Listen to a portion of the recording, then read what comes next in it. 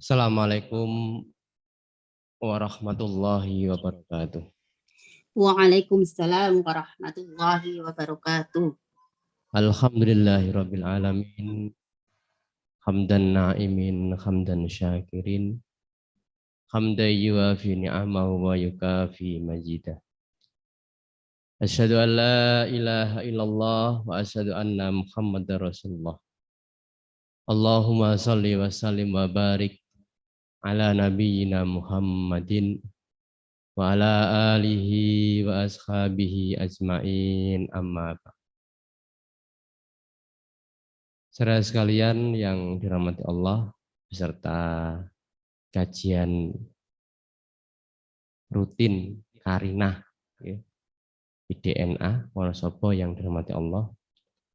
Alhamdulillah kita bersyukur kepada Allah pada pagi hari ini kita dipertemukan dalam majelis silaturahim, majelis tolabul ilmi, sekalipun tidak secara langsung ya tatap muka, tetapi melalui media Zoom. Mudah-mudahan ini menjadi sarana kita dimudahkannya jalan menuju surganya.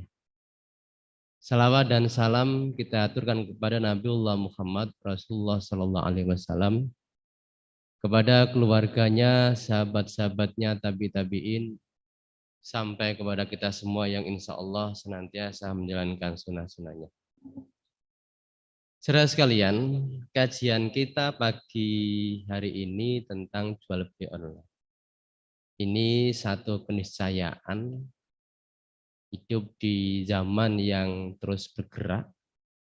Kalau kita tidak mengikuti ya kita akan tergerus, kita akan tertinggal. Apalagi ketika corona ini terjadi, hampir semua menggunakan media elektronik, ya, termasuk sekolah anak-anak jenengan juga pakai online. Bahkan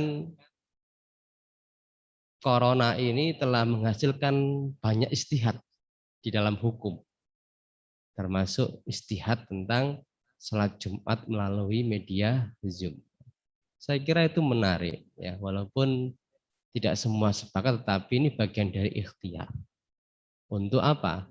Untuk menjaga nafs, menjaga jiwa sebagai sesuatu yang sangat dimuliakan oleh Allah Subhanahu wa Ta'ala. Termasuk kajian kita pada pagi hari ini juga saya kira semangatnya adalah menghindari kerumunan, ya, sehingga kemudian melalui Zoom ini mudah-mudahan tidak mengurangi kesungguhan kita di dalam mengikuti kajian ini, dan semakin banyak sebenarnya kalau kajian lewat Zoom itu, ya, semakin banyak bisa kita akses. Saudara sekalian, sebelum saya membahas tentang jual beli online, ya, ada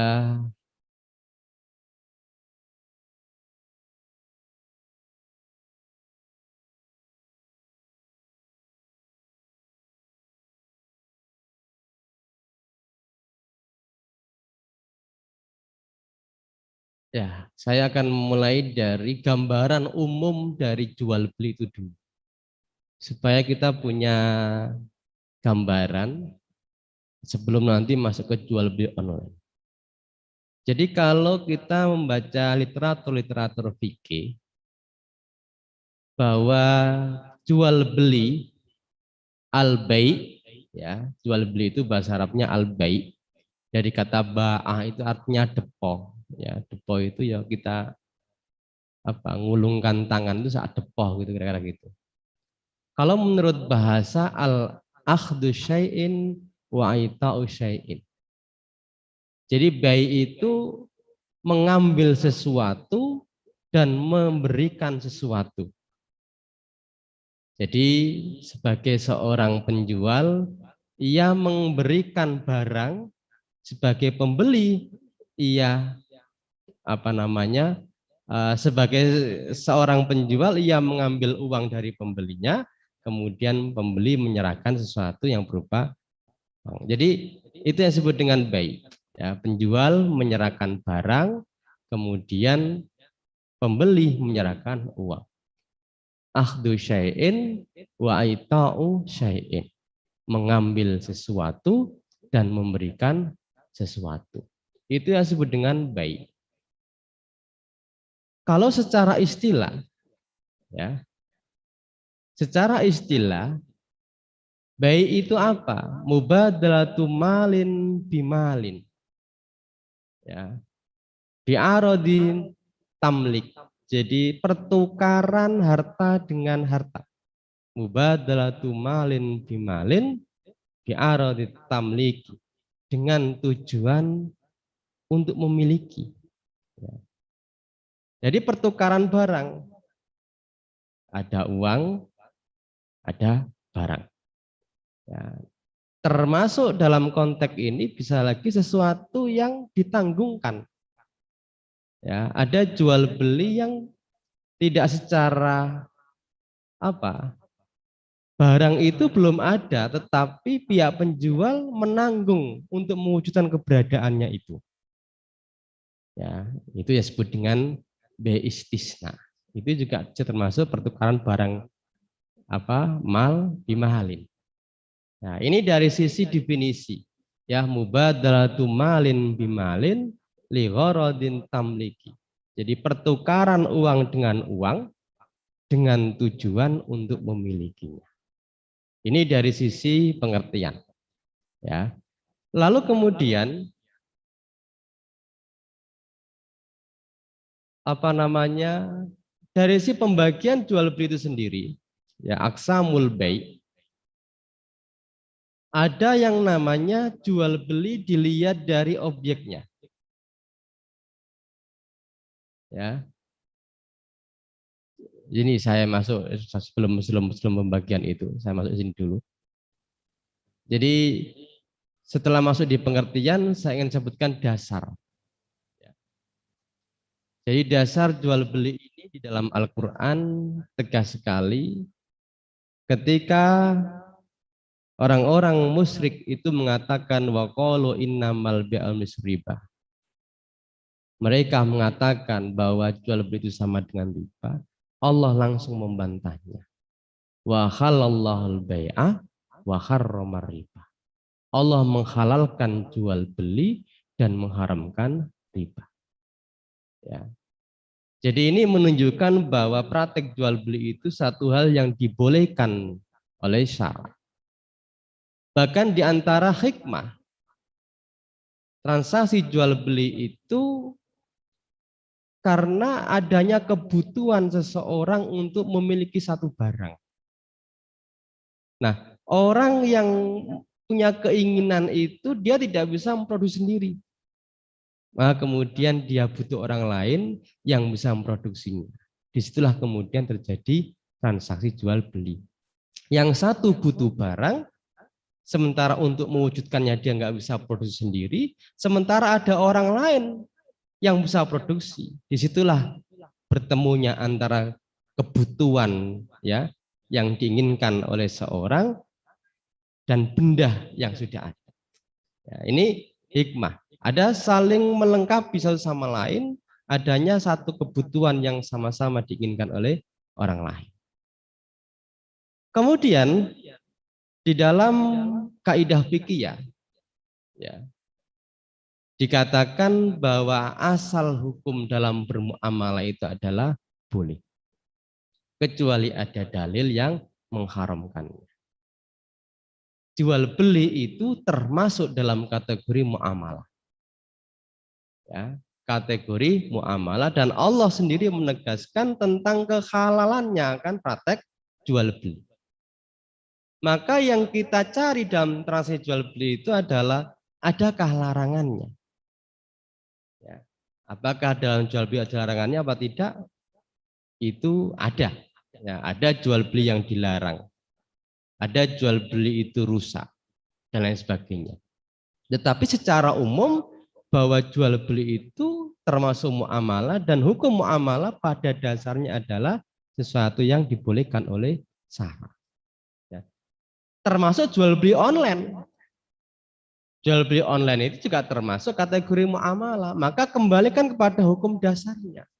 Hukum dasar dalam muamalah itu adalah boleh. Maka mestinya kalau ketentuan jual beli online itu tidak melanggar prinsip-prinsip syariah, maka secara hukum diperbolehkan. Nanti akan saya sampaikan kira-kira hal-hal apa yang umumnya terjadi dalam transaksi jual beli online itu. Dan itu yang harus dihindari. Ya, ini dari si dasar. Ya. Kemudian yang selanjutnya, saudara sekalian, jual beli itu ada macam-macamnya. Ada aksamul bai. Ya. Pembagian jual beli itu bisa dilihat dari sisi objek. Maudhu'ul akti. Ada yang disebut dengan bai'ul mutlak. Jadi kalau ibu-ibu, ya teman-teman NA belanja di pasar, ada barang, ada uang, itu praktek jual beli yang sudah berlangsung. Itu disebut bai'ul mutlak. Ya, pengen tuku lombok yang pasar, ya teman-teman punya uang, ada pedagang punya barang, maka terjadilah transaksi. Itulah disebut dengan bai'ul mutlak. Itu jual beli keumumannya itu seperti itu. Ada lagi jual beli itu pertukaran barang dengan barang. Ini kalau dilihat dari si objeknya. Jadi pertukaran barang dengan barang dalam bahasa fikih disebut dengan bai' muqayyadah. Ya, disebut dengan barter. Ada orang yang butuh beras. Ya. Ada orang yang punya beras dan ada orang yang punya kelapa. Lalu kemudian ditukar, yang satu butuh kelapa, yang satu butuh beras. Itu bai' muqayyadah, ya, transaksi barter, ya. Ya kalau sekarang mungkin sudah tidak ada barangkali jual beli barter ini, ya. Kemudian yang ketiga, jual beli dari sisi objeknya itu jual beli uang dengan uang. Ya, kita mengenal dengan namanya sorf. Apa kalau di money changer itu ya, pertukaran uang. Ya, teman-teman mau umrah atau haji butuh rial, ya, maka dipertukarkan rupiah dengan rial. Itu jual beli, kategorinya jual beli juga, termasuk disebut dalam fikih sorf. Ya, pertukaran uang, money changer itu. Ya, ini jual beli dilihat dari sisi objeknya. Ya, ada yang bai'ul mutlak, ada barang, ada uang. Ada barang dengan barang, namanya barter. Ada uang dengan uang, namanya tukar. Ya, pertukaran uang antara rupiah dengan real, rupiah dengan dolar. Lalu kemudian pembagian yang kedua, jual beli dari waktu penyerahan. Baik waktu penyerahan uang, harga, maupun waktu penyerahan barang. Ada yang harga dan barang itu langsung diserahkan. Itulah bai'ul mutlak yang terjadi umumnya di dalam transaksi jual beli. Harga dan barang bersamaan. Tadi saya contohkan, teman-teman pengen tuku lombok, bawa uang, ada pedagang, kemudian ketemu. Harga dan barang langsung diserahkan. Kemudian ada yang kedua, barangnya di belakang. Nah ini nanti kita masuk di sini sebenarnya. Barangnya di belakang, tetapi harganya di depan. Ya. Jadi jual beli ini belum ada barangnya. Barangnya itu hanya disebutkan spesifikasinya, kriterianya, ciri-cirinya apa. Burung ada barangnya sama sekali. Itulah dalam fikih disebut dengan salam atau istisna. Sekalipun ada perbedaan. Kalau salam itu uangnya cash, barangnya di belakang. Istisna uangnya itu bisa per termin.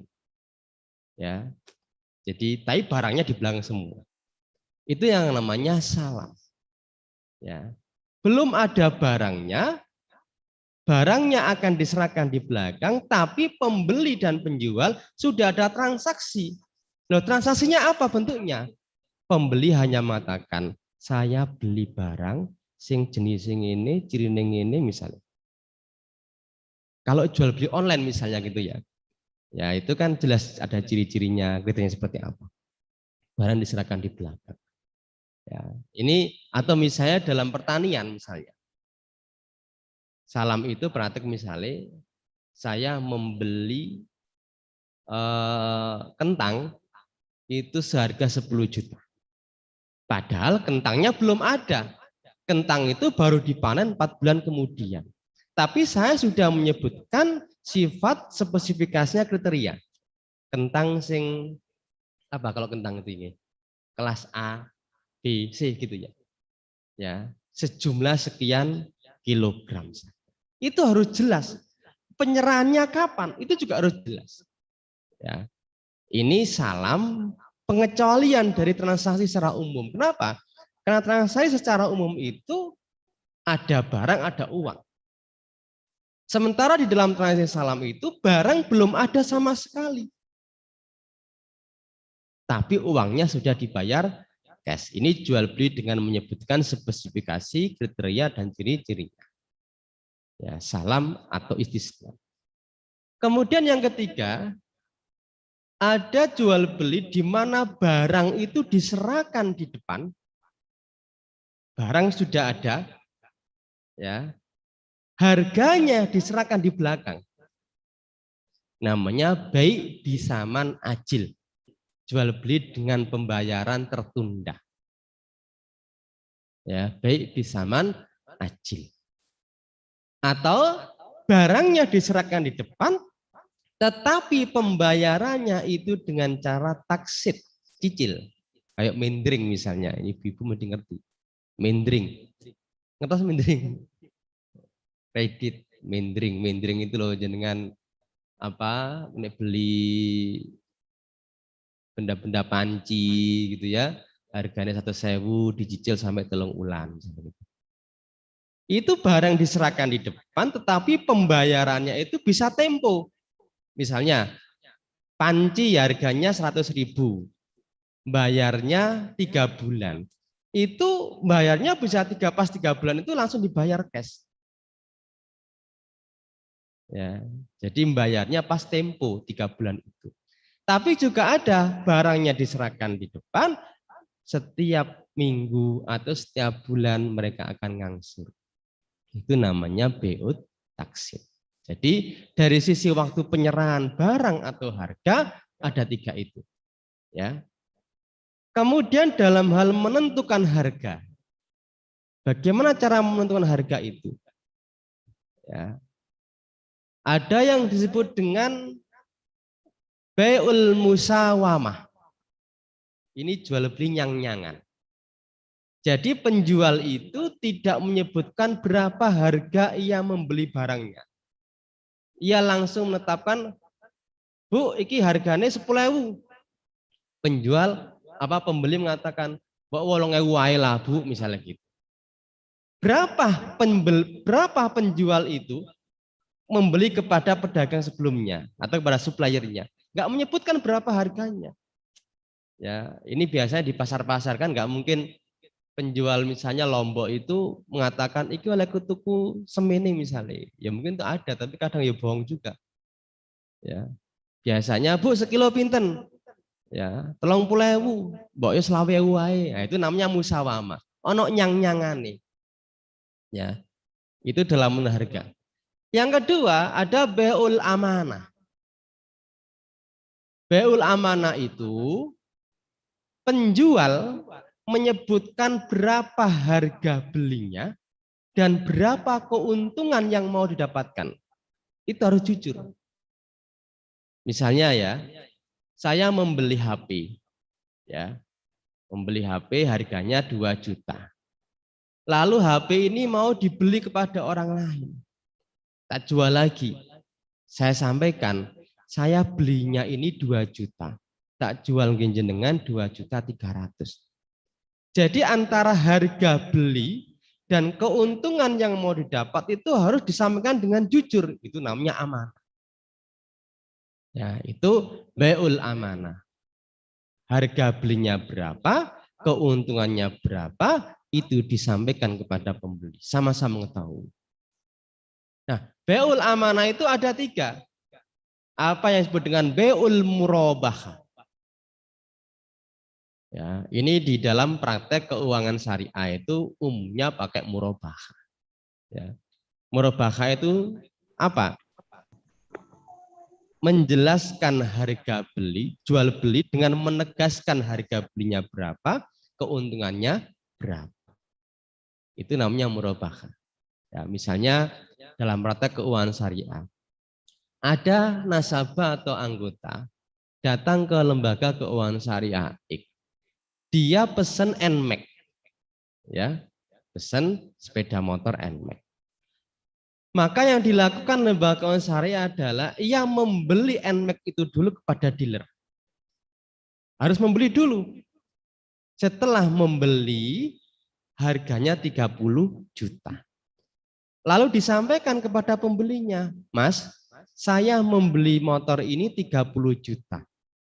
Saya jual ke sampeyan 33 juta misalnya. Jadi ada keuntungan 3 juta.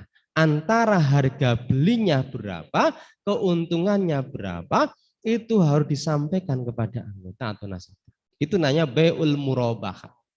Tukune 10.000, didol 12.000. Tetapi berapa ia membeli itu harus disampaikan. Itu namanya beul murabahah. Berapa keuntungannya itu juga harus disampaikan. Kemudian yang kedua ada namanya beul wadi'ah. Ya, pakai dot, kalau pakai dal namanya titipan. Belinya 10, saya jual 9. Ini biasanya antar teman. Iki oleh kutuku iki 10.000. Ya karena sing tuku sampean dhewe tukunane 9.000. Jadi harus amanah, harus jujur mengatakan, ojo tukune 9.000 ngomongnya 10.000. Itu namanya bukan amanah. Ya, itu namanya wadi'ah. Jadi rugi ya. Oleh tuku 1.000 didol 90.000. Itu namanya wadi'ah.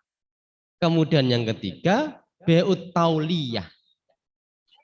Tauliyah itu pihak penjual tidak mengambil keuntungan. Pak Puk bahasane. Iki loh Mas, Mbak, aku tukune 1.000 berhubung sampean dhewe untuk wis gantian naik 1.000. Itu namanya tauliyah. Ini apa transaksi jual beli dalam menentukan harga itu ada bermacam-macam. Ini supaya kita memahami garis besar jual beli itu seperti ini, sehingga ketika kita nanti masuk ke jual beli online itu sudah gambaran. Kira-kira online itu masuknya ke dalam bentuk jual beli yang mana? Ya. Jadi jual beli online itu masuk jual beli yang mana? Itu supaya kita nanti punya gambaran. Nah, sebelum masuk ke sana, ini penting kita pahami. Ada di dalam transaksi itu yang namanya rukun dan syarat. Rukun dan syarat. Seluruh ibadah itu ada namanya rukun dan syarat. Rukun itu sesuatu yang harus ada di dalam perbuatan. Kalau salah satu tidak ada, maka tidak sah akad itu. Ya, misalnya kita melaksanakan ibadah salat ya, salat. Kita tidak mengucapkan takbiratul ihram, Allahu Akbar. Itu tidak sah salat kita. Karena takbiratul ihram itu termasuk rukun. Ya. Nah, di dalam transaksi apapun bentuk transaksinya, ya, khususnya transaksi tijari, transaksi yang apa, yang mengharapkan adanya keuntungan, itu pasti ada yang namanya rukun. Nah, pentingnya kita memahami ini, kira-kira nanti ketika kita membahas jual beli online itu, keempat hal ini masuk tidak? Ya, jadi kita memahami ini, itu nanti kita bawa ke jual beli online, kira-kira dalam jual beli online itu 4 kriteria menjadi rukun itu ada apa tidak? Yang pertama, adanya ijab dan qabul. Ijab itu pernyataan penjual, qabul itu pernyataan pembeli. Saya jual barang ini seharga 100.000. Qabul, saya terima. Barang ini seharga 100.000. Maka syaratnya harus jelas maksudnya apa. Ya, harus jelas maksudnya apa. Ya, ini jual beli termasuk barangnya harus jelas maksudnya. Harus selaras. Ya, antara ijab dan qabul harus selaras. Ya. Jadi kemudian harus menyambung. Di dalam transaksi online itu, ya, orangnya di Jakarta, ya, satunya di Wonosobo, ketemunya di dunia maya. Jadi satu majelis menyambung itu begini. Satu majelis itu bisa satu waktu dan satu tempat. Jadi misalnya ini transaksi secara umumnya, kebiasaannya itu, ya, itu berada dalam satu majelis penjual dan pembeli. Ya, tetapi juga ada yang memahami satu majelis itu tidak hanya satu tempat, tetapi bisa satu waktu. Misalnya penjualan lewat telepon, ya, transaksinya lewat telepon. Pembelinya di Wonosobo, penjualnya di Jakarta. Itu nggak mungkin satu majelis, satu tempat, berada di tempat yang sama. Tetapi itu pasti satu waktu.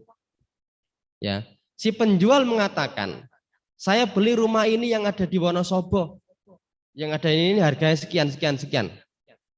Lalu pembeli mengatakan, oh ya saya terima. Itu sudah cukup dan itu sah. Sekalipun tidak satu majelis, tetapi ya satu waktu. Ya. Ini yang pertama. Nah, bentuk-bentuk akad itu, ya, ada 4. Ada namanya akad bil kitabah, dengan tulisan. Ya, dengan utang piutang, ya, antar teman. Satu mengatakan, Mbak, saya utang 1 juta. Lalu kemudian ditulis di kwitansi, si fulana pada tanggal ini telah minjam pada saya sebesar 1 juta, ditandatangani. Itu bil kitabah, dengan tulisan. Ada bentuk akad itu dengan isyarat. Isyarat itu berarti dengan teman-teman orang-orang yang bisu, nggak bisa berbicara. Ada akad itu bentuknya bil mu'attoh, dengan perbuatan. Misalnya teman-teman membeli barang di Suryama,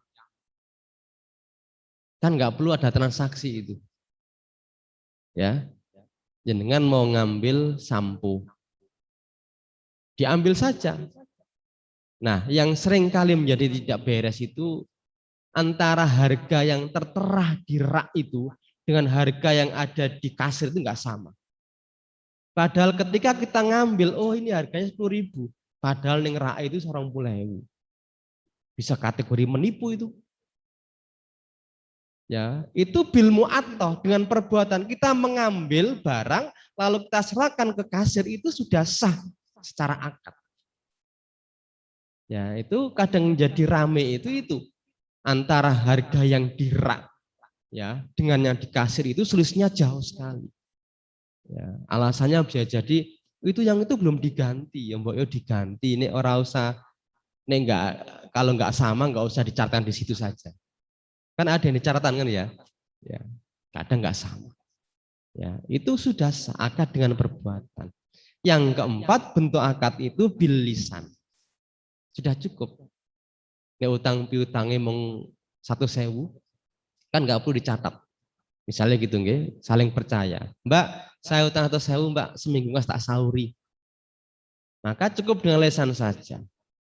Nah, dari bentuk-bentuk akad itu yang paling kuat itu adalah bil kitabah. Yang paling kuat. Ya. Jika orang yang berhutang itu mengingkari bahwa ia berhutang, maka tinggal menunjukkan iki lo bukti nih. Ini lo catatannya. Ya. Termasuk misalnya, ya, ketika kita menghutangi orang, ya, kemudian tidak ada bukti apapun dan kita menuduh, kamu punya hutang saya, katanya mau bayar bulan ini, ya, maka pihak yang menuduh bahwa ia berhutang itu harus menunjukkan bukti bahwa dia si fulan itu berhutang. Kalau tidak punya bukti, maka kembali kepada kaidah al aslu adam. Asalnya tidak pernah terjadi apa? Maka disinilah saudara sekalian, di dalam transaksi apapun itu, jika ingin lebih kuat, menghindari wan prestasi, menghindari pengingkaran-pengingkaran, maka catat. Dan Al-Quran mengisarkan itu. Ya ayyuhalladzina amanu idza tadayantum bidainin ila ajalim musamma faktubuhu. Ya, surat Al-Baqarah ayat yang paling panjang sendiri itu. Itu perintah supaya mencatatnya. Ya, apalagi kemudian ono gambar garudai dinotarilkan nintaris, itu lebih kuat lagi. Bisa kita jadikan untuk bahan untuk beracara di pengadilan. Kalau ada yang mengingkarinya. Ya. Jadi kembali lagi, rukun yang pertama adalah ijab dan qabul. Rukun yang kedua ada pelaku kontra. Akidain para pihaknya. Ada penjual dan ada pembeli. Ya, syaratnya apa? Penjual pembeli itu berakal, dewasa, akil balik. Ya, memiliki kewenangan untuk melakukan kontrak terhadap objek tersebut. Itu memang miliknya. Ya. Bolehkah jual beli dengan anak kecil? Ini termasuk wilayah yang diperselisihkan. Ada yang secara mutlak mengatakan tidak boleh. Ya. Ada yang mengatakan boleh asal seizin walinya. Ya, seizin walinya, misalnya jenengan ngongkon anaknya tuku lombok ning warung tetangga. Kan paling harganya 5.000 atau 1.000 rupiah. Ya. Asal izin walinya itu dibolehkan. Bahkan ada pendapat tidak perlu izin walinya, asalkan harga transaksi itu tidak terlalu besar. Itu nek dilarang secara mutlak, melas itu penjual-penjual yang sekolahan itu. Ya. Jadi tidak sah. Kenapa? Syaratnya tidak terpenuhi. Ya. Kemudian objek akad, ma'akud alainya. Ada ketika kontrak berlangsung. Nah ini jual beli umumnya.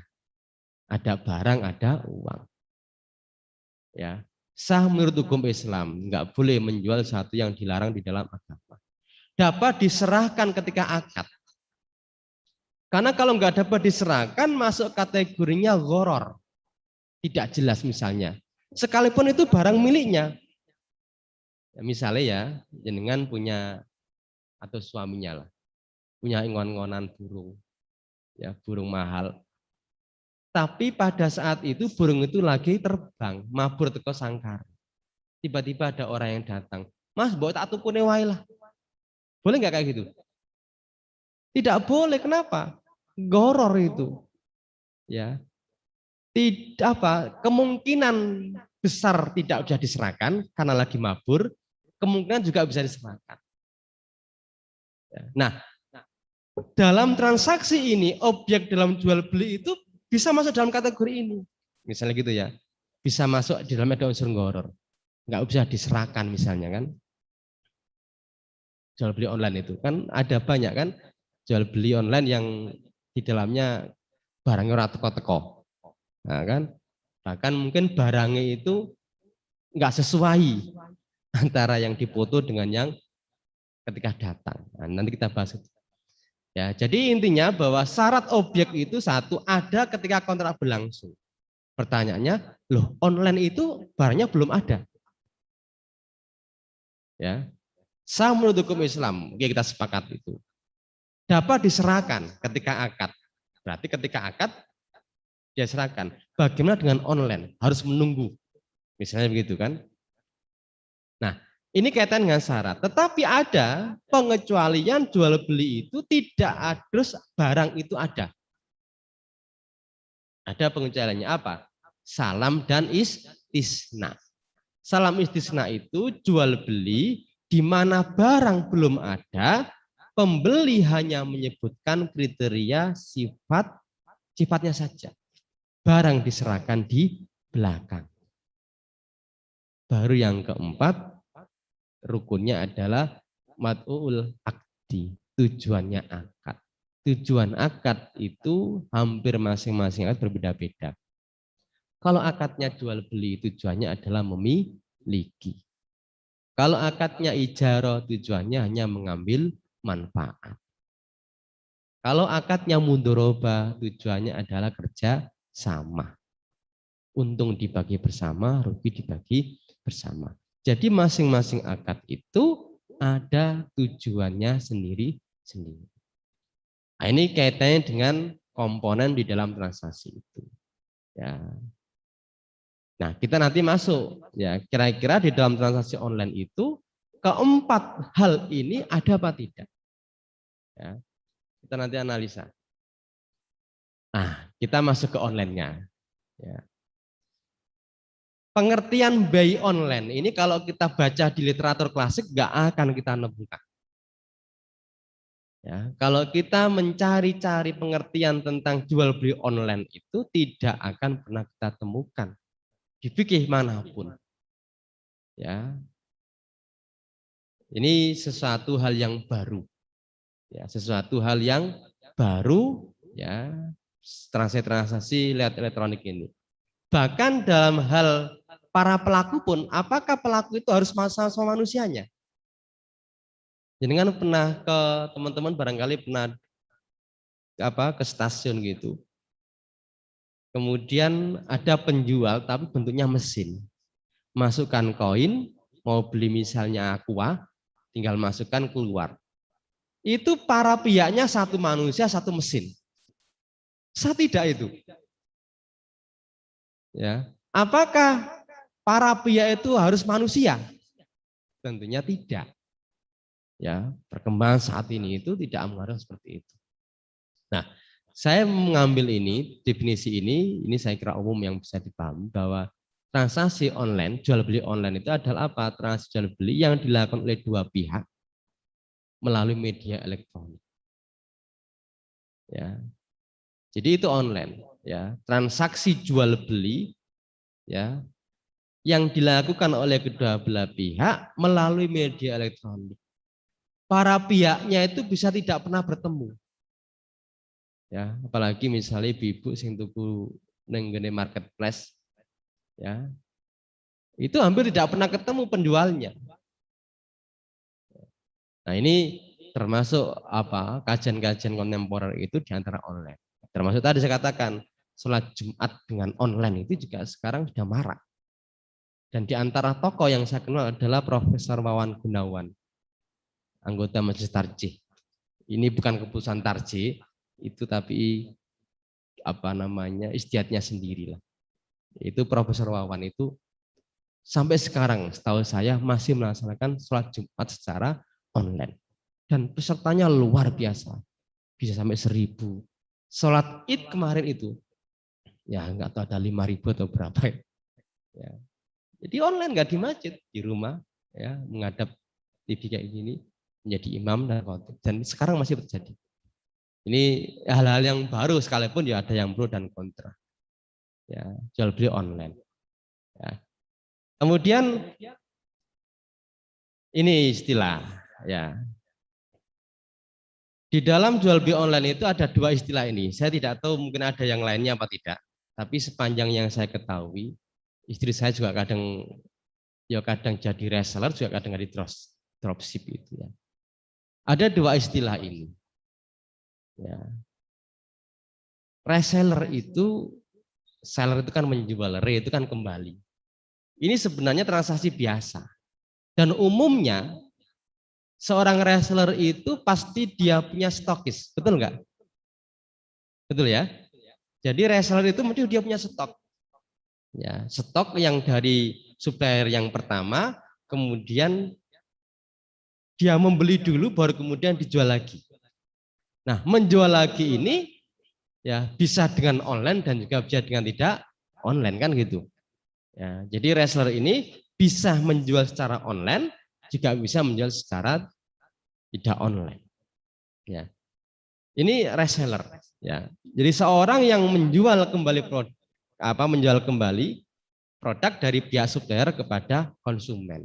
Ini bisa dua hal, bisa online, bisa tidak online. Ya, misalnya ada seorang misalnya yang membeli barang hijab, ya. Ini mesti yang beli dulu, lalu kemudian orang ini menjual kepada pihak lain. Ya, jadi reseller ini bisa online, bisa tidak online. Kemudian dropship, ya. Nah, dropship inilah sebenarnya yang isu syariah itu banyak berkembang di sini ini. Kenapa? Karena dropship itu dia sebenarnya tidak punya barang dan nggak punya modal. Modalnya mau duwe Facebook, duwe konco akeh, duwe Twitter, itu aja. Nah, itu bisa, boleh nggak Pak dalam konteks hal ini? Jadi kalau reseller itu sebenarnya sesuatu hal yang biasa. Isu syariahnya nggak terlalu banyak. Justru dropshipper ini yang banyak isu syariahnya. Ya. Karena ya kalau reseller itu dia harus punya modal dulu. Benar nggak ya? Harus punya modal dulu, harus membeli barang dulu, baru dijual kepada pihak lain. Menjualnya bisa online, bisa secara langsung. Tapi kalau dropship nggak butuh modal. Dia hanya gandeng pihak suppliernya aja misalnya. Nah, ini boleh apa tidak itu? Justru isu syariahnya itu di sini sebenarnya, di dropship. Kenapa? Karena ada satu hadis, la tabi malaysa inta. Janganlah kau menjual sesuatu yang tidak kau miliki. Itu redaksi hadisnya. Ya, tapi para ulama ternyata punya pemahaman yang beragam. Nah, tapi malaysa inta. Ya. Kan tidak semua yang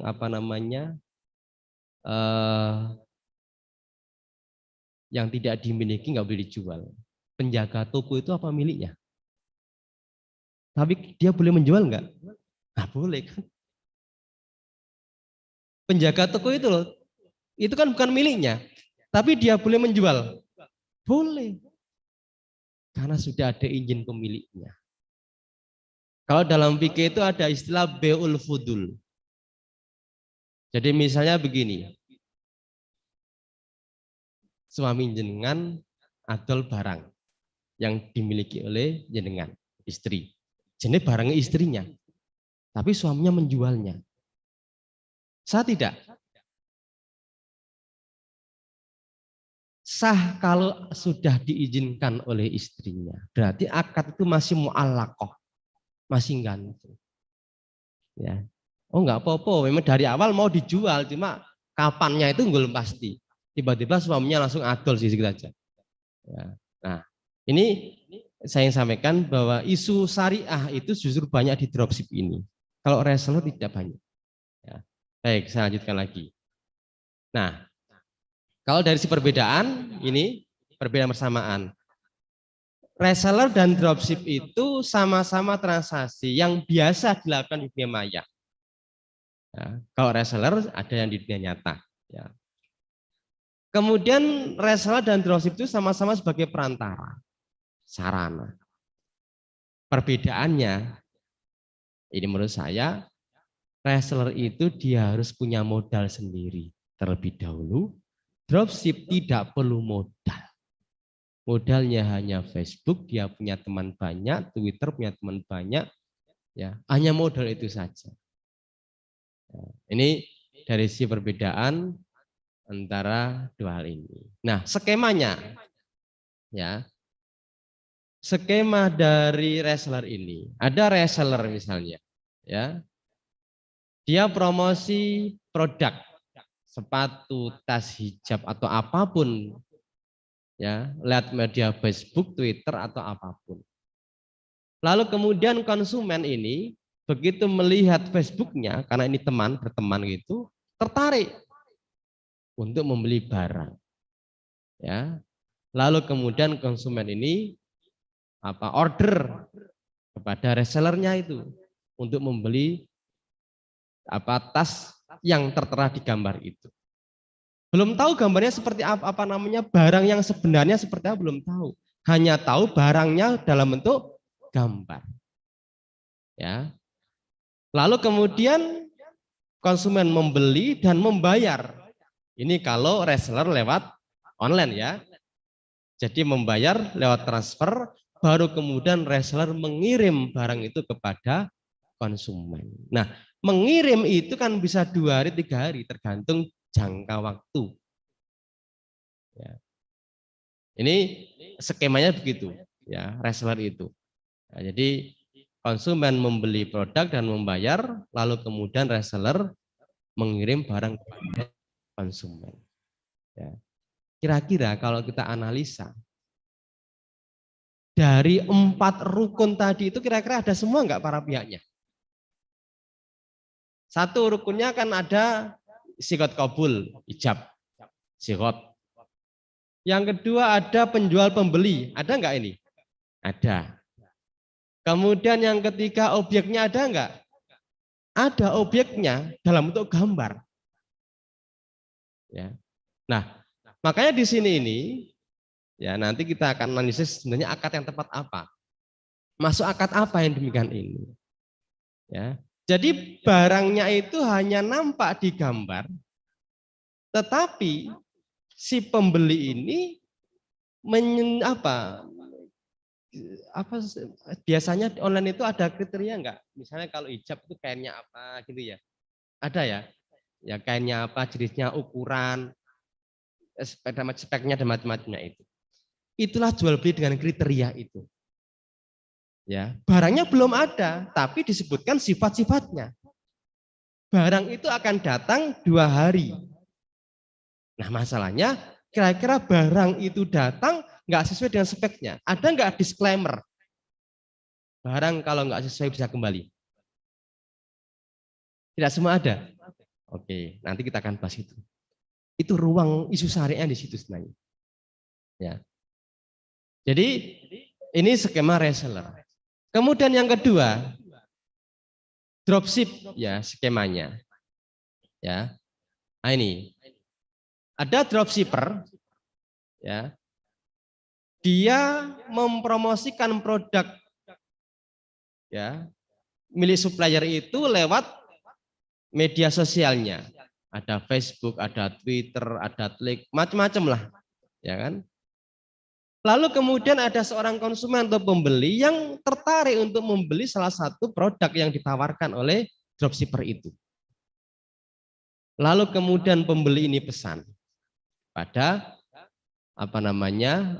dropshipper itu kan pasti sudah ada harganya kan? Ya, reseller atau dropshipper itu mesti sudah ada harga, sudah tertancap harganya. Lalu kemudian order, kirim duit kan? Ya, kirim duitnya kepada siapa? Kepada dropshipper itu. Ya. Lalu kemudian dropshipper ini pesan kepada suppliernya. Misalnya ya itu pasti kalau sudah ada MOU dari awal itu mesti harus ngerti harga dari supplier itu mungkin 100.000 gitu ya. Maka kemudian ia menjualnya 150.000 misalnya sehingga ada keuntungan. Lalu kemudian barang tidak dikirim melalui dropshipper tetapi dikirim melalui suppliernya langsung kepada pihak konsumen. Ya. Nah, sama kalau kemudian kita kaji dari sisi rukun tadi itu, ya ada penjual pembeli, ya ada dropshipper, ada pembeli. Pembeli pesan kepada dropshipper. Ya, dropshipper dia nggak punya barang, cuma hanya menyebutkan kriteria-kriterianya saja. Lalu kemudian dropshipper ini pesan kepada pihak lain. Ya, resikonya kepada siapa? Kalau barang nggak sesuai, kepada suppliernya atau kepada dropshippernya? Kepada dropshippernya. Kalau barang itu tidak sesuai dengan yang ada di iklan yang digambar itu. Ya, ini skema dropshipper. Jadi dari 2 pola tadi baik reseller maupun dropshipper tadi itu sebenarnya dari si rukun itu semuanya ada. Ya. Sisi rukunnya semuanya terpenuhi. Tapi barangnya nggak ada, Pak. Iya, barangnya tidak ada, tapi menyebutkan kriteria sifat jenis-jenisnya. Kalau sepatu misalnya warnanya ini, kemudian bannya ini, ada nggak? Ya, ukurannya segini, harganya segini. Itu sudah pasti. Nah, di dalam hal polanya ini, hampir dari 4 rukun yang ada semuanya terpenuhi. Ya. Lalu akadnya apa? Ini kan kita jual beli online, tetapi ini akadnya apa? Maka saya buatkan satu analisa. Jadi baik reseller atau dropshipper, saya buatkan satu analisa. Coba seratnya langsung, Mbak. Nah ini kalau saya analisa seperti itu. Jadi dari skema reseller itu pada dasarnya itu jual beli di mana para pihaknya atau pihak pembeli itu belum melihat barang secara langsung, kecuali hanya digambar. Ya. Hanya saja di dalam iklan atau sudah ada ketentuan spesifikasinya seperti apa, ciri-cirinya seperti apa, kualitas barangnya seperti apa, itu sudah tercantumkan, ya. Sehingga kalau kita melihat dari ketentuan hal itu, maka dalam fikih itu disebut dengan bai' salam. Bayarnya di depan, barangnya diserahkan di belakang. Barang ini sejak dari awal sudah disebutkan kriteria-kriterianya. Maka Rasul mengatakan, man aslafa fi syai'in fa fi kailin maklumin fa fi waznin maklumin wa ajalin maklumin. Jadi kalau kita salaf, jual beli dengan salaf itu, salaf artinya dahulu. Ya. Salaf atau salam. Barang siapa yang melakukan salam atau salaf, bayarnya cash di depan, maka harus jelas timbangannya, kail. Kail itu takaran. Waznan, timbangannya berapa, kapan diserahkannya. Itu harus jelas. Sama dalam hal jual beli online itu. Harus jelas kriterianya itu, kapan sampainya penyerahannya barang. Ya, dan itu diperbolehkan.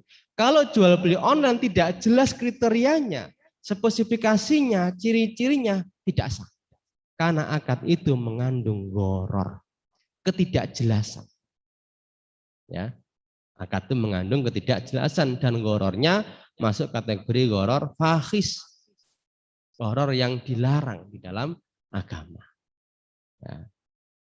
Ini kalau kita melihat dari sisi skema reseller.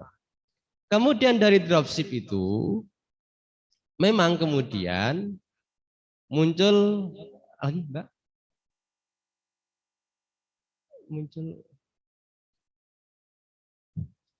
Jadi kalau dari si dropship itu ya.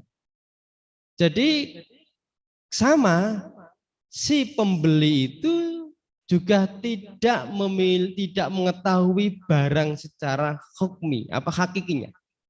Ya, dia tidak tahu. Ya. Termasuk si pihak penjual, ya. Dia ketika melakukan proses pembelian barang ketika ada pesanan dari pihak pembeli. Barang kemudian dipesan, dikirim kepada konsumen atau pembeli. Nah, saudara sekalian, di dalam dropship ini, ya, memang kemudian saya katakan tadi muncul isu syariahnya. Itu di mana? Ketika pihak penjual itu dia tidak memiliki barang. Ya, jadi pihak penjual dia tidak memiliki barang. Padahal ada hadis yang mengatakan la tabi malaisa intak. Tidak boleh kau menjual sesuatu barang yang tidak kamu miliki. Nah, oleh Imam As-Syaukani di dalam Nail Autor itu Maksud hadis ini itu barang yang tidak bisa diserahkan. Sekalipun barang itu dalam kekuasaan, tapi kalau tidak bisa diserahkan, maka termasuk kategori gharar. Jadi larangannya bukan karena barang tidak ada atau ada, tetap larangannya karena barang itu tidak bisa diserahkan. Ya. Jadi boleh saja. Ya. Nah, ini kaitan dengan penjelasan Imam As-Saqani di dalam memaknai la tabi ma laysa intak itu. Ya. Jadi isu syariatnya di sini. Karena di dalam transaksi jual beli itu barang harus dimiliki oleh penjual. Itu keumuman di dalam transaksi jual beli. Ya. Baru kemudian dijual kepada pihak pembeli. Tetapi di dalam dropship ini pihak penjual dia nggak punya barang, nggak modal apapun lah. Ia baru membeli barang ketika sudah ada transferan dari pembeli. Baru kemudian ia pesan kepada suppliernya, lalu kemudian supplier mengirimkan langsung kepada pembeli. Maka kalau kita membuat skemanya ini, ya,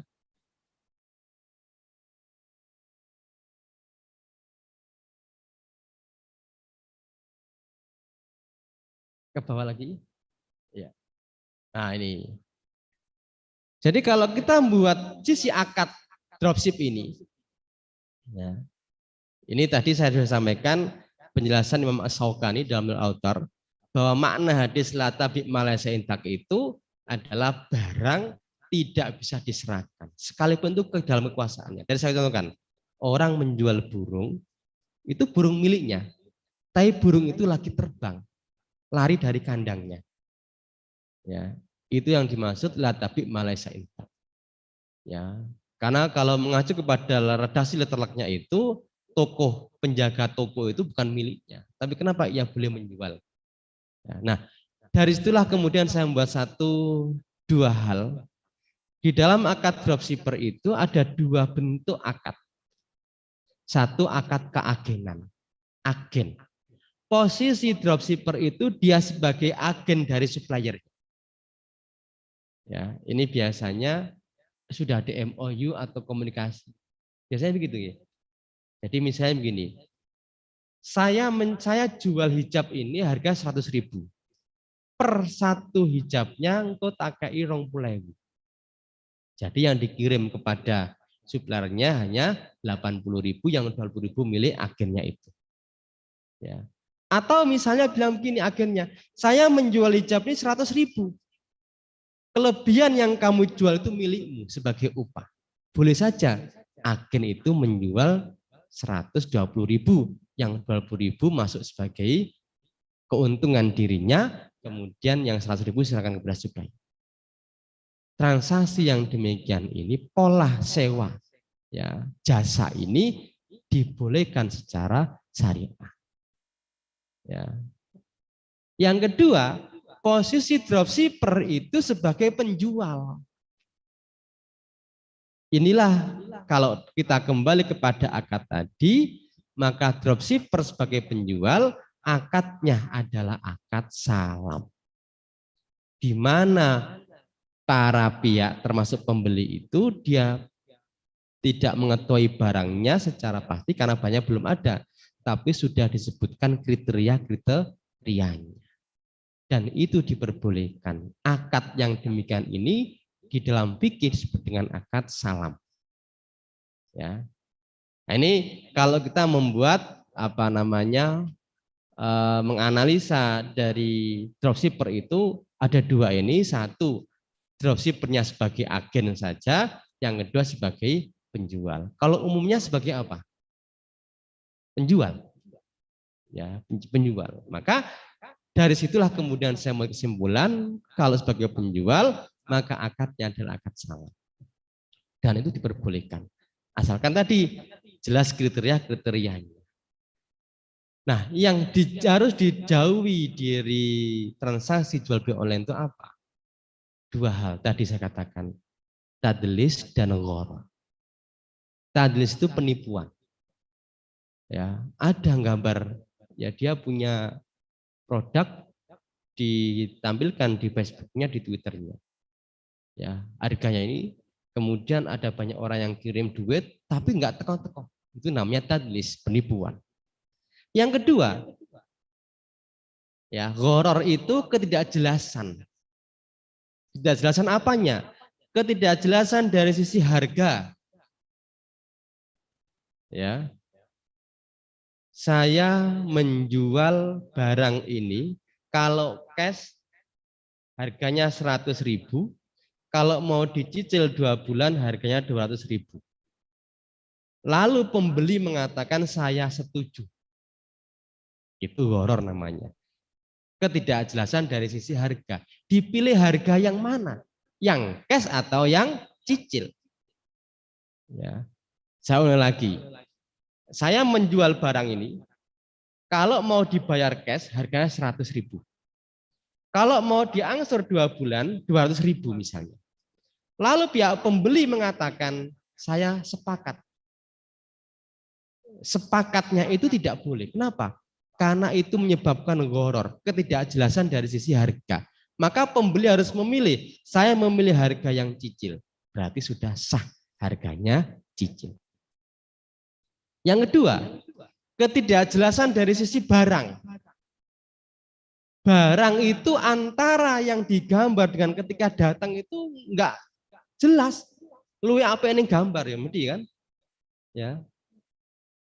Inilah yang harus dihindari. Ya. Maka kalau teman-teman jual beli online ini harus ada disclaimer-nya. Jika barang tidak sesuai atau ada kecacatan, maka boleh dikembalikan. Misalnya begitu. Disinilah indahnya syariah itu. Apa yang kemudian di dalam fikih ada namanya khiyar. Ya, khiyar. Ini sampai jam berapa?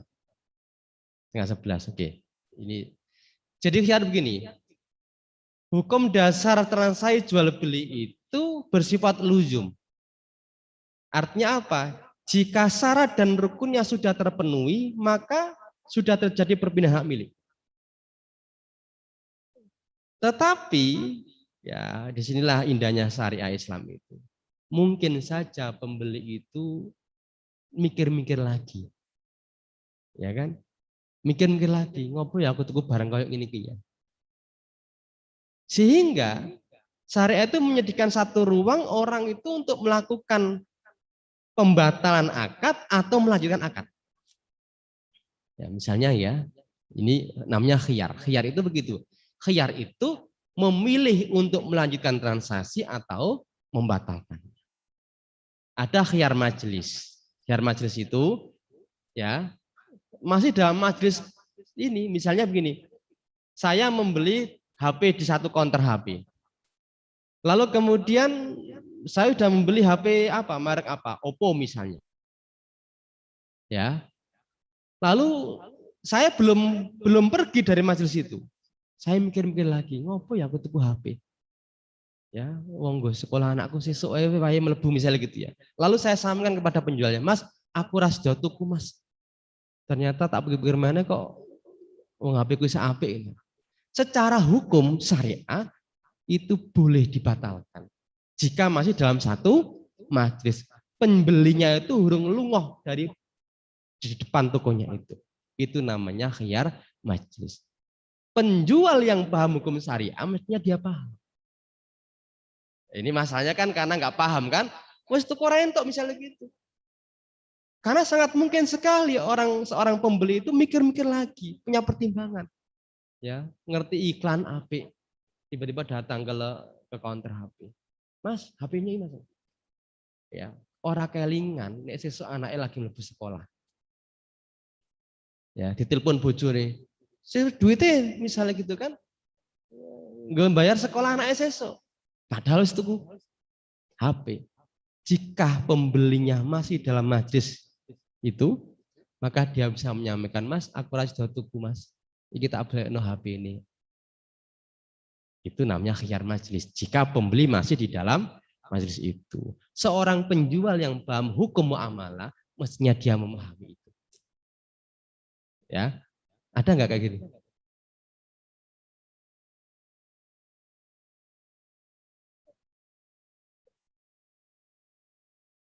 Ya, itu persoalan lain ya. Tapi apa namanya, wong masih dalam masa belum dibawa kemana-mana, HP ini ya saya utuh, misalnya gitu.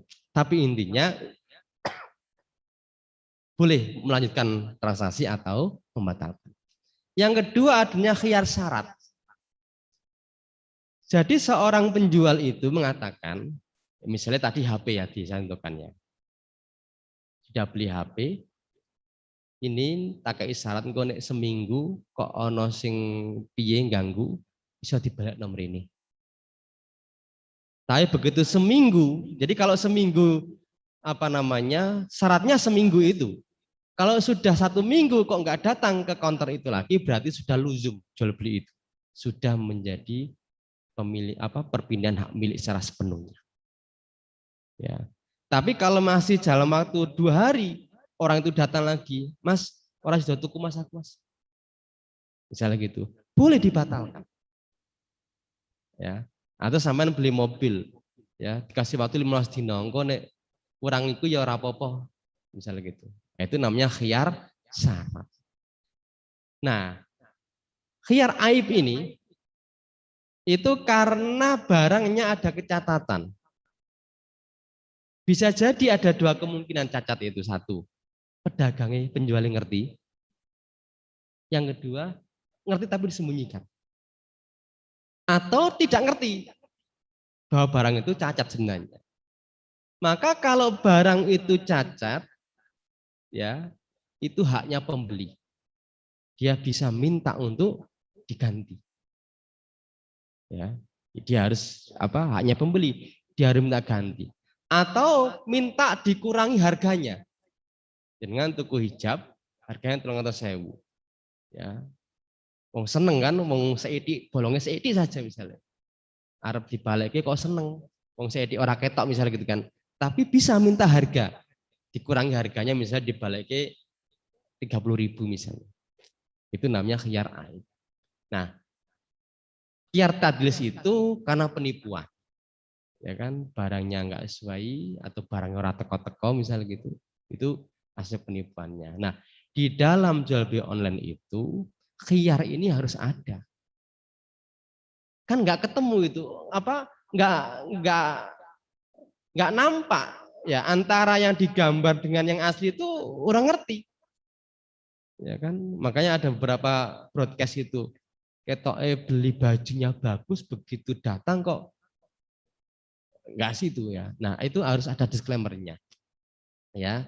Bisa jadi karena ada unsur tadlisnya tadi itu, atau ada unsur aibnya, atau ada syarat yang disepakati oleh para pihaknya, atau penjual membuat syarat jika barang sampai 1 minggu nggak dikembalikan berarti sudah dianggap rujuk misalnya. Maka dalam transaksi jual beli online, khiyar itu menurut saya harus ada, atau minimal ada disclaimer-nya. Jika ada kecacatan dalam barang, boleh dikembalikan, biaya ongkirnya ditanggung oleh penjual. Saya kira itu, saudara sekalian, sedikit barangkali gambaran tentang jual beli online, tapi intinya kalau mengacu kepada apa yang saya sampaikan tadi itu, bahwa jual beli online itu dibolehkan secara syarat. Dengan menggunakan akad apa? Akad yang dipakai adalah akad salam. Ya, akadnya adalah akad salam. Jual beli online menjadi tidak boleh jika ada 2 unsur. Ada unsur penipuannya, ada unsur gharar, ketidakjelasan dari sisi barang maupun harga. Saya kira gitu, barangkali ada yang mau didiskusikan. Masih ada 15-an menit. Monggo. Demikian teman-teman paparan pengajian dari Ustadz Ma'asun pagi hari ini ya, dan ini di chat sudah ada yang bertanya sepertinya. Mbak ngambil cel Mbak. Ya, ya dari Mbak Desi Ratna bertanya, Assalamualaikum, izin bertanya Ustadz, apakah hukumnya jika kita menjual barang dengan harga yang tinggi hingga untungnya mencapai 100%? Bagaimana? Monggo silakan untuk langsung dijawab saja. Di dalam kaidah fikih itu ada Al aslu fil istirbah al khurriya al masru. Asal di dalam mengambil keuntungan itu bebas. Al masru asalkan disyariatkan. Tidak karena menipu, bukan karena macam-macam. Jadi boleh. Ada banyak riwayat misalnya. Rasulullah itu pernah memberikan uang 1 dinar kepada Zubair. Ya, untuk membelikan 1 kambing. Tetapi Zubair ini justru mendapatkan 2 kambing. Kontoku dikai 1 dinar oleh Rasulullah, disuruh membeli 1 kambing, mendapatkan 2. Lalu kemudian kambing ini dibawa ke Rasulullah. Kemudian di tengah jalan ada orang yang mau membeli salah satu dari kambing itu. Berapa jualnya? 1 dinar. Berarti untungnya berapa persen itu? 100%. Wong 1 dinar itu umumnya dapat 1 kambing. Tapi ini dapat 2 kambing. Begitu ada orang yang mau membeli, dijual 1 dinar. Lalu sampaikan kepada Rasulullah. Karena ini kan milik Rasulullah ini. Rasul, tadi saya membeli kambing 2 dengan uang 1 dinar tadi. Tapi di tengah jalan 1 kambingnya ada yang membeli dan saya jual 1 dinar. Rasul mendoakan semoga keberkahan untukmu. Ya, artinya apa? Artinya orang menjual dengan harga tinggi, bahkan 100% itu diperbolehkan. Ya, misalnya lagi ya, barang-barang antik. Ya, itu kalau nggak ngerti kan paling dia mau 1.000 kira-kira gitu ya. Tapi bagi orang yang paham ini barang antik, ini barang langka, itu kita membelinya dulu itu mungkin 100.000. Tapi bagi pembeli yang paham ini barang antik ini, aku panilah tuh 1 juta misalnya. Berapa lipat keuntungannya? Diperbolehkan. Cuma di dalam transaksi di warung tetangga itu, yang paling penting itu kan bukan harganya mahal kan, turnovernya itu yang paling banyak. Jadi kalau misalnya ngambil keuntungan 500 rupiah, tapi pembelinya itu banyak, itu saya kira lebih baik daripada ngambil 5.000, sing tuku mung siji, wong ngomong larang tuku ning kono. Ya. Tapi secara prinsip boleh. Ya, ini kaitan dengan dalam hal mengambil keuntungan. Jadi ada satu kaidah al aslu fil istirbah al khuriyah. Asal di dalam mengambil keuntungan itu diperbolehkan. Oke, saya kira gitu. Baik, terima kasih. Semoga bisa diterima ya atau ditangkap dengan jelas. Ya, selanjutnya, oh ini dari, ya sepertinya ada yang raise hand ya Mbak ya. Sudah ada yang raise hand. Silahkan Mbak Ovi, sudah siapkah? Mungkin mau bertanya langsung. Halo, Mbak Ovi. Baik, Ustadz gini, ada nggak ya kira-kira kalau kita pengen jualan online, barang yang aman kriterianya atau jenisnya yang aman untuk kita sebagai menjual itu loh, yang aman secara hukumnya begitu? Ya, ya sebenarnya kembalikan kepada hukum dasar, barang itu hukum asal benda itu adalah satu yang dibolehkan. Ya, jadi kembalikan apapun, mau menjual apapun ya asalkan satu benda itu tidak najis, benda itu dibolehkan secara syarak, itu diperbolehkan. Ya, kebetulan saya ini bukan seorang penjual online, tapi intinya barang apa yang dibolehkan untuk dijual belikan dalam transaksi online, ya barang apapun sekarang ini kan hampir semuanya di online kan. Ya, jadi secara syariah itu sebenarnya clear saja. Kalau online itu dikatakan kriterianya barang itu harus jelas. Ya, kalau misalnya jenengan mau menjual apa? Baju ya, hijab. Itu satu, bahannya jelas apa, lebar, size-nya, ya, guna apa lagi hijab itu? Ukuran sudah ya, bahan, ya. Kemudian apa warna? Warna, ya. Itu harus rinci itu. Ya, karena ini jual beli barang yang sebenarnya tidak ada barangnya kan, baru sampean tampilkan di media sosial saja. Nah, pembeli itu dia tertarik membeli itu karena cocok. Oh ini warnanya pink, oh ini ukurannya ini kayaknya ini kan gitu ya. Sehingga barang itu belum ada, tetapi kriteria, spesifikasi, ciri-cirinya sudah jelas. Maka itu sah secara hukum Islam. Tinggal nanti proses pengirimannya. Berapa lama? Yaitu kalau persoalan lama itu kan persoalan ini ya pengirimnya ya. Persoalan apa namanya kurir ya di dalam pengiriman bisa 2 hari, bisa 3 hari. Itu kan persoalan perjalanan itu tidak mempengaruhi sah dan tidaknya transaksi jual beli online. Asalkan mesti datang. Ya, tidak kemudian ditunggu 2 hari, 3 hari, seminggu, seolah rata. Ini jelas jual beli online tadlis, ya, penipuan ini.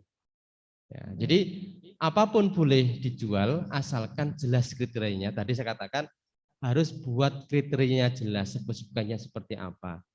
Ya, kemudian antara barang yang ada di gambar dengan yang kenyataan nanti ketika datang itu orang beda nih, ya panjangnya barang itu. Sehingga penjual online itu harus membuat disclaimer. Disitulah khiyar itu. Ya, jika barang ada kecacatan, maka bisa diganti dengan barang yang sama. Atau dikembalikan uangnya, barangnya juga dikembalikan. Ongkirnya ditanggung oleh penjualnya misalnya. Itu harus begitu. Sehingga segala unsur yang bisa menimbulkan tanazuk, pertentangan, gerundel, itu tidak terjadi dan syariah itu mengantisipasi itu. Ya. Jadi kalau misalnya ada penjual sudah kriterianya di Facebooknya, di medsosnya itu sudah jelas, Pak, cocok saya ini. Tapi begitu barang datang ternyata warnanya kok beda, bahannya kok beda, ukurannya kok beda. Dan nggak ada disclaimer-nya sama sekali. Nah, itu sudah menipu itu termasuk. Kategorinya tadlis, penipuan.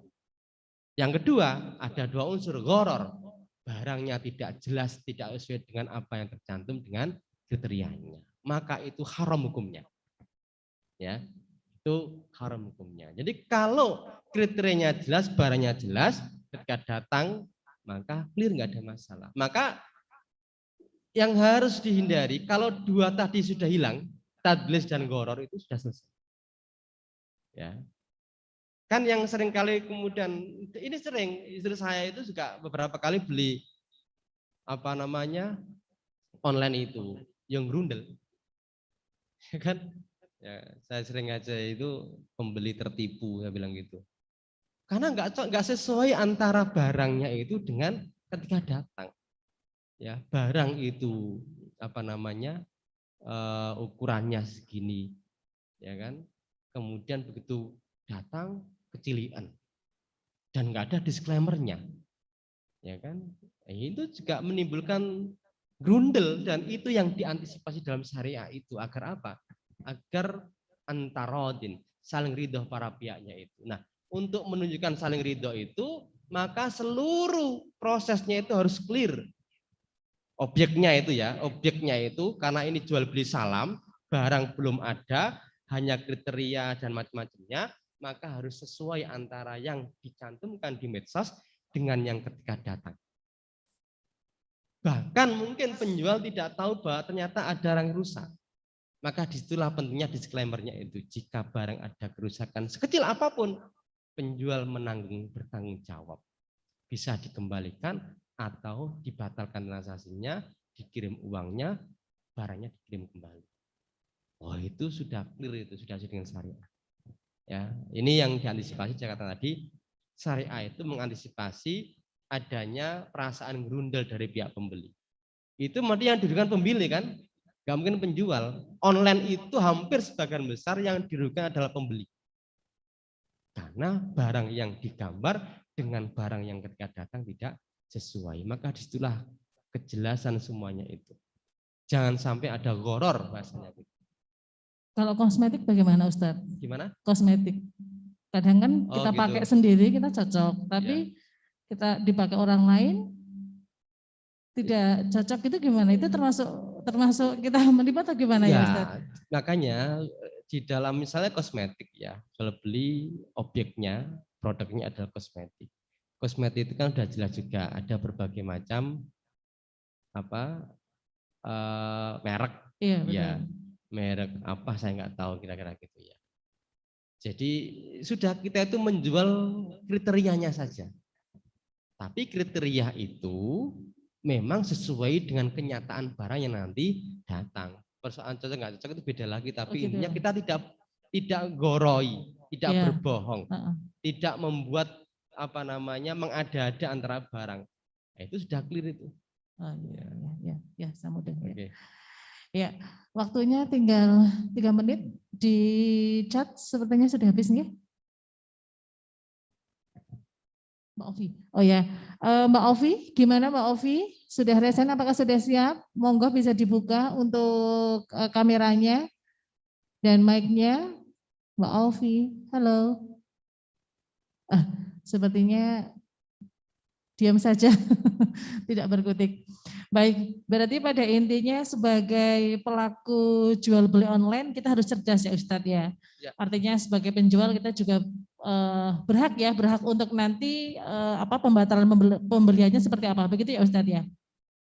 Artinya misalnya begini, kriterianya sudah disebutkan, Mbak nanti kalau sepatunya kekecilan boleh dikembalikan enggak? Itu kan harus sudah disepakati di depan, begitu nggak Ustadz? Ya ini kalau sudah di disclaimer-nya itu sudah ada, itu kan berarti ada yang membaca. Ya, kalau sudah membaca, maka sudah selesai. Kalau misalnya ada barang nggak sesuai, maka bisa dikembalikan, komunikasikan lagi. Ya, misalnya ini kan namanya khiyar syarat. Syarat itu barang misalnya sampai 1 minggu, ya itu berarti kalau tidak ada komunikasi apapun, baik lewat chat maupun apapun, berarti sudah dianggap clear, sudah terjadi transaksi itu. Yang kedua, bisa jadi karena khiyar aib itu. Ya, ada barang yang cacat walaupun sedikit, tapi mungkin pembeli merasa malah bolong seidik misalnya gitu kan. Nah, ketika sudah ada disclaimer-nya itu, maka Mbak ini barangnya ada yang bolong sedikit ini. Ya, itu mestinya sudah langsung ya dikembalikan saja misalnya gitu. Kenapa? Karena sudah ada disclaimer-nya dari awal di media sosial kita. Nah, ini yang membuat para pihak termasuk pembeli itu hilang rasa kegerundelannya, sehingga kemudian timbul beli di jual beli online dengan Mbak itu baik misalnya gitu. Itu kan bagian dari pemasaran tersendiri. Ya.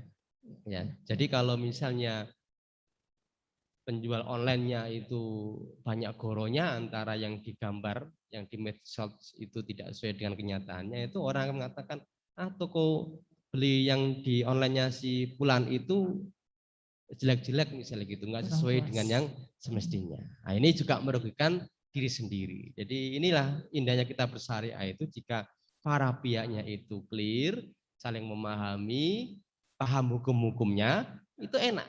Maka terakhir saya sampaikan, Umar bin Khattab itu waktu jadi khalifah datang ke pasar.